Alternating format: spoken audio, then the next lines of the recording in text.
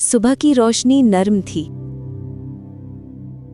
और अरकम की लालटेन आज थोड़ी हल्की लग रही थी, जैसे रोशनी किसी बात का इंतजार कर रही हो। अरकम ने दूर देखा।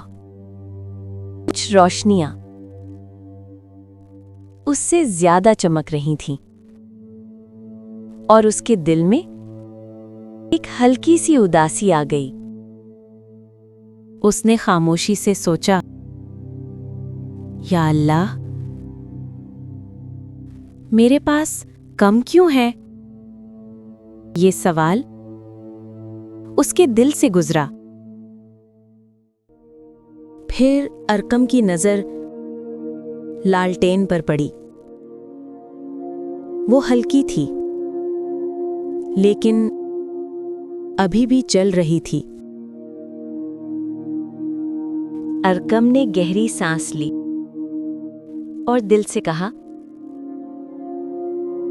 अल्हम्दुलिल्लाह, जो भी है अल्लाह का दिया हुआ है। उसी लम्हे लालटेन की रोशनी आहिस्ता आहिस्ता तेज होने लगी। इसलिए अगर जिंदगी में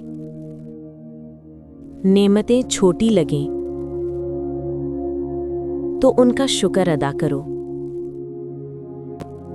क्योंकि शुक्र रोशनी को बढ़ाता है।